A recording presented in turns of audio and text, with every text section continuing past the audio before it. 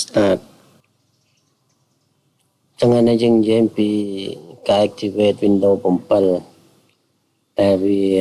expire ឬក៏វាអត់ activate វាបាត់ឈីនេះបើវាproperty មកមើលអានេះរបស់ខ្ញុំវា activate រួចហើយប៉ុន្តែ status របស់វានេះ activate រួចហើយនេះវាបានសល់តែ3ថ្ងៃទៀតទេណាសល់3ថ្ងៃទៀតទេប៉ុន្តែខ្លះដល់ពេលកាត់ផុតវាចេញផ្ទាំងនៅកន្លែងនេះមានអក្សរប្រាប់ថាឲ្យ activate ហើយទាំង background វាចេញពណ៌ខ្មៅទាំងអស់អញ្ចឹង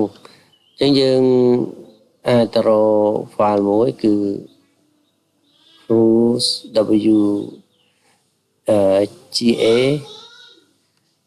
នេះវាពេលថា Windows Activate Activate ណា version 9ចឹងវាជា file អញ្ចឹងយើងធ្វើការ extract ចេញមកជាមួយនឹងកម្មវិធីអីក៏បានយ៉ាខ្ញុំនិយាយវា open នេះចឹងមិនថាត្រូវបើកជាមួយកម្មវិធីអី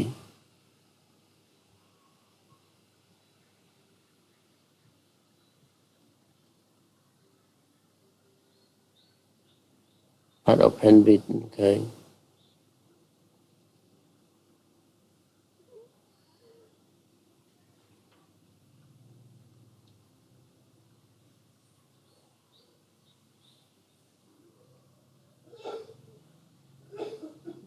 ខ្ញុំធ្វើការ copy បន្តមកពី Windows ចាស់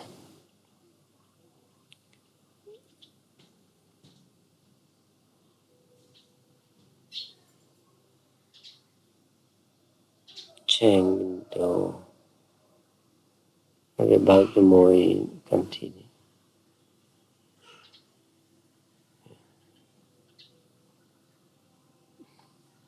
ចេញទៅការពលាចេញណាចឹងមុនពលាចេញបងប្អូនត្រូវចាំថាបើវាមិនពលាចេញបានទេគឺវាមាន software មួយឬក៏កម្មវិធីចាប់មេរោគនេះដែលសោះខ្ញុំបាត់ហើយចឹងកម្មវិធីចាប់មេរោគបើមានកម្មវិធីមួយឈ្មោះថា Sakkda-Fix បើវា run ចេញដូច្នេះយើងត្រូវធ្វើការបិទវាណាយើងបិទ Sakkda-Fix មានកន្លែង Nokia នេះចេញមកស្ដាំមកយើង exit វាមកគាត់ថា just activate one yes ចឹងវាមានស្វា download នៅត្រង់ទាំងនេះយើងអាចជាមួយយើងចូលការ protect បើវាយើង disable ឬក៏ exit វាចោលតែម្ដងណាយើង exit បើមិនចឹងទេយើងអាចមកស្ដាំនៅត្រង់នេះចេញរូប logo វានៅថាស្បាហើយមកស្ដាំមកយើងអាចមកស្ដាំមកយើងពាក់ exit ណាយើងពាក់ exit នេះបានដូចគ្នាយើងចុច exit កន្លែងនេះនិង exit នៅកន្លែង protect នេះបានដូចគ្នា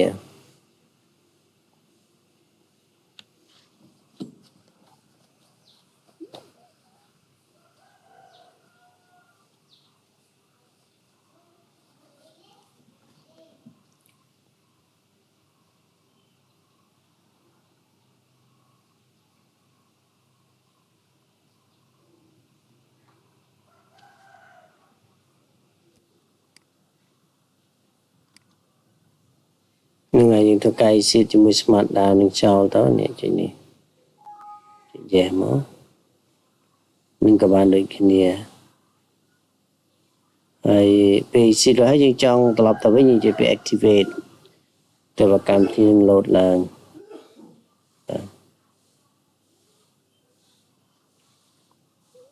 ឥឡូវយើងមើលម្ដងទៀតឃើញមាន smart down នៅទេនឹងអស់ហើយបើអ្នកខ្លះគាត់ប្រើ Windows 10អានេះវាប្រើបានតែ Windows 7ទេដែលធ្វើការ start ចេញ protect នេ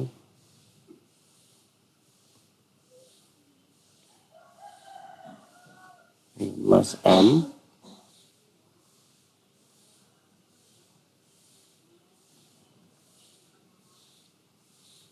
แต่កម្មវិធីចាំមេរោគនោះវាទៅការ start ចេញយើងមិនអាចទៅការបានទេចឹង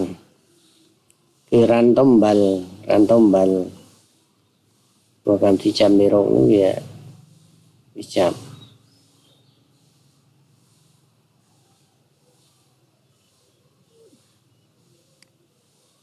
តែបន្ទាប់ពីធ្វើការបិទកម្មវិធីចាំមេរោគគឺ disable ឡើង real time protection របស់កម្មវិធីចាំមេរោគហើយយើងធ្វើការrun កម្មវិធីមួយនេះ file មួយនេះជាមកស្ដាប់មក run as administrator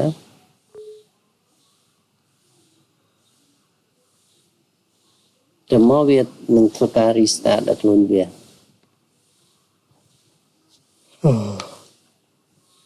ហើយនេះបើកម្មវិធីចាំមេរោគនៅវាអត់ run ដល់យើងទេ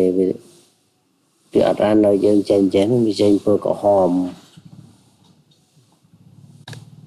ហើយ yes ពេលវា install ចប់វាចេញពណ៌ក្រហមតែនេះទៅពេលវា install ចប់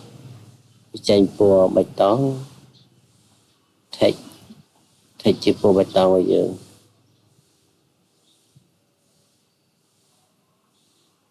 បាទវាចេញចេះហើយចាប់ផ្ដើម restart ម៉ាស៊ីនតែម្ដង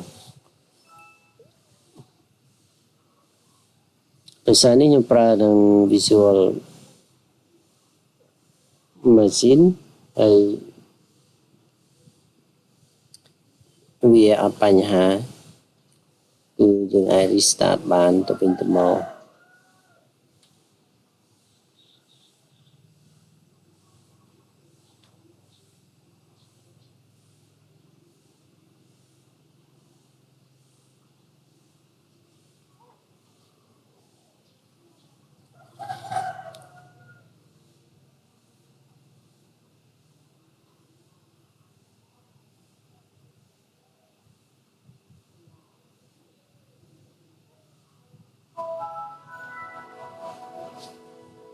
បាទយើងចូលទៅមើល account មួយ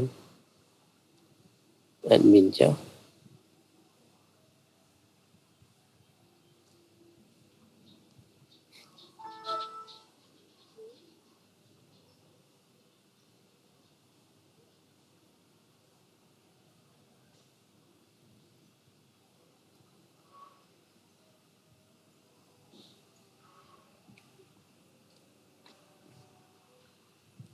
ពីប្រាប់ទីមើលតើស្ថិតទៅវាបានប្រហែលថ្ងៃ